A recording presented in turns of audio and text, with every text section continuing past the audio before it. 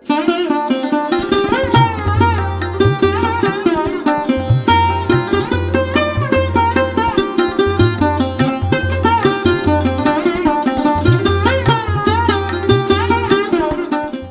Joy Shri Krishna. Welcome to our channel Radha Krishna Seva. আশা করছি সবাই খুব ভালো আছো, সুস্থ আছো। আর সবাইকে জানাই শুভ রথযাত্রা। আর রথযাত্রা উপলক্ষে শ্রীকৃষ্ণকে করা হয়েছিল সিঙ্গার করতে গিয়ে শ্রীকৃষ্ণ কিন্তু তিনি এক অদ্ভুত লীলা করেন। তো আজ আমি সেটাও শেয়ার করব ভিডিওর মাধ্যমে। তো অবশ্যই ভিডিওটা শেষ পর্যন্ত দেখো, আশা করি তোমরা সিঙ্গারটার সাথে তার লীলাটাও বুঝতে পারবে। তো দেখো, আমি নিয়মিত যেমন শ্রীকৃষ্ণকে সিঙ্গার করতে আসলে ক্লিন করে নিই ঠাকুর ঘরটা, তারপরে আমি শ্রীকৃষ্ণকে ক্লিন করি আর তারপরেই আমি পোশাকটা ধারণ করাই। তো এবারে সিঙ্গারে কিন্তু আমি শ্রীকৃষ্ণের জন্য ঠিক এমন ধরনের একটা পোশাক রেখেছিলাম যেটা হালকা ধরনের হবে, গরমেও খুব বেশি কষ্ট হবে না। কারণ আমি তো নিয়মিতভাবে শ্রীকৃষ্ণের যে সিঙ্গারগুলো করে থাকি সেখানের পোশাকগুলো কিন্তু অধিকাংশই বড় ধরনের হয়ে থাকে, ভারী হয়ে থাকে। তো এবারে সিঙ্গারে আমি কিন্তু এরকম ছোট্ট ধরনের একটা কাপড় পরাই। আর ইচ্ছা ছিল যে এই কাপড়টাকেই আমি এইভাবে সিঙ্গারটা করব। তো আমি পরিকল্পিতভাবেই শ্রীকৃষ্ণর জন্য সব কিছুই গুছিয়ে রাখি।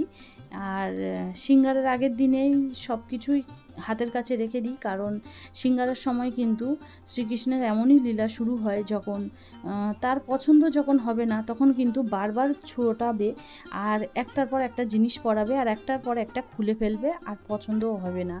তো তেমনভাবেই সিঙ্গারটা শুরু করেছিলাম, কিন্তু এত সিঙ্গারের পরে সবটাই আমাকে খুলে ফেলতে হয়েছিল, কারণ এখানে সিঙ্গারগুলো বারবার খুলে পড়ছিল।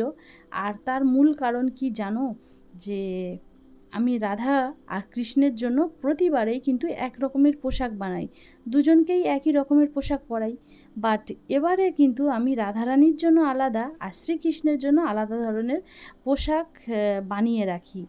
তো শ্রীকৃষ্ণের যে পোশাকটা বানিয়েছি তার থেকে কিন্তু রাধারানীর পোশাকের কালারটা আলাদা ছিল। শ্রীকৃষ্ণকে যে পোশাকটা পরানো হচ্ছে আগে পরানো হয়েছিল, বাট রাধারানীকে কিন্তু একদমই নতুন পোশাকটা পরাবো। তো দুজনের পোশাকের ফারাক ছিল। আর অবশেষে দেখছো যে সেই আগের সিঙ্গারগুলো খুলে ফেলার জন্য আমি পোশাকটাকে চেঞ্জ করে দিই। আর যে রাধারানীর যে ধরনের কাপড় পরিয়েছিলাম সেই ধরনের কাপড় দিয়ে আমি শ্রীকৃষ্ণকে ধুতি পরিয়ে দিই। আর যেহেতু আমি তো শিওর ছিলাম যে আমি এই পোশাকটাই পরাবো না, আমি অন্যটা পরাবো, তো অন্যটার জন্যই সব কিছুই রেডি করেছিলাম। তবে এই পোশাকটা পরানোর জন্য কিন্তু আমি কোনো কিছুই রেডি করিনি। তো যার জন্য আমি ধুতিটা এইভাবে পরিয়ে দিই। আর এখানে পরাচ্ছি একটা কোমর বন্ধন। তো এই ধরনের দোলা দোলা কোমর বন্ধনটা আমার ভীষণ ভালো লাগে, বেশ কোমরটা অনেকটা জুড়ে থাকে। কিন্তু এর উপরের অংশটা দেখছো, এইখানটা যদি একটু ঘন হয় তাহলে সেটা কিন্তু দেখতে বেশ ভালো লাগে। তো এর জন্য আমি প্রতিবারে যতবারই আমি এই ধরনের কোমরবন্ধনটা পরিয়েছি ততবার কিন্তু আমি আরও একটা কোমরবন্ধন ওপর থেকে পরিয়ে দিয়েছি। এর জন্য কোমরের যে লুকটা এটা একটা জমকালো ধরনের আসে, কোমরবন্ধনটা বেশ জমকালো ভারী ধরনের দেখায়।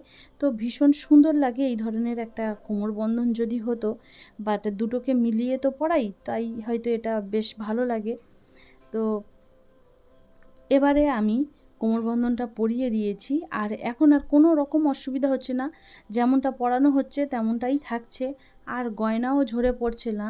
তাই ভাবলাম হয়তো এটা শ্রীকৃষ্ণেরই লীলা, কারণ তিনি এমনটাই করে থাকেন বারবার, একবার নয় দুবার নয়, তিনি কিন্তু বারবার এমন ধরনেরই লীলা করে থাকেন।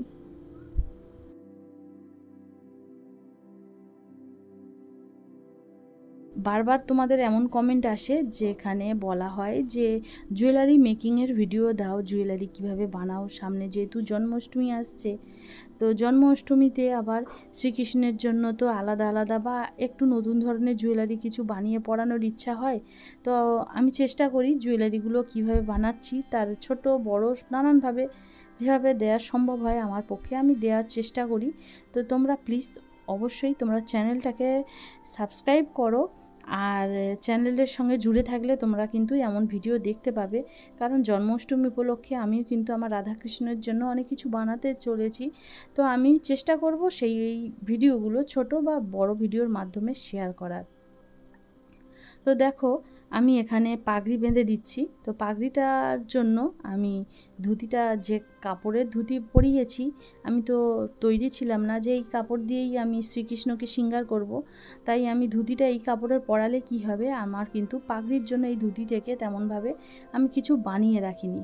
তাই আমি আগের যে কাপড়টা রেখেছি, আগে যেটা পরাবো বলে ঠিক করেছিলাম, সেই কাপড় দিয়েই আমি পাগড়িটা বেঁধে দিচ্ছি।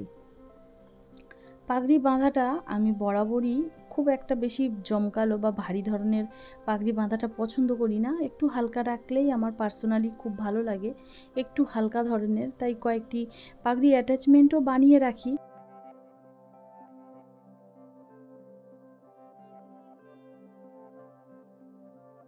আর বন্ধুরা, পাগড়িটা যে আমি খুব ভালো পারি তাও নয়, পাগড়িতে আমি মোটেও ভালো পারি না।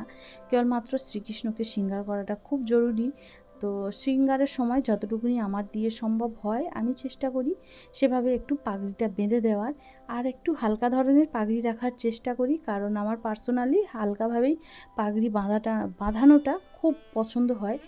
আর এখানে দেখো পাগড়ির জন্য একটা এই অ্যাটাচমেন্টটা বানিয়েছিলাম। এই অ্যাটাচমেন্টটা যখন বানাই, এর একটা ছোট, সম্ভবত আমি বড় ভিডিও কিছু একটা বানিয়েছিলাম, চ্যানেলে রয়েছে। তোমরা কেউ যদি দেখতে চাও অবশ্যই চেক করতে পারো, তোমরা পেয়ে যাবে যে এটা কিভাবে বানানো হয়েছিল। আর এর মধ্যে একটা দিয়ে দিলাম একটা ছোট্ট গোল্ডেনেরও অ্যাটাচমেন্ট, যেটা বেশ মিষ্টিও লাগছিল, সুন্দর লাগছিল।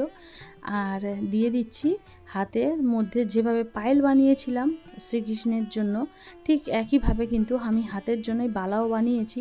তো সেগুলোই পরিয়ে দিচ্ছি। আর পোশাকের সঙ্গে কিন্তু এই কালারগুলো ভীষণভাবে ম্যাচ করেছিল, তাই এগুলো মানে এক আলাদা ধরনের লুক লাগছিল।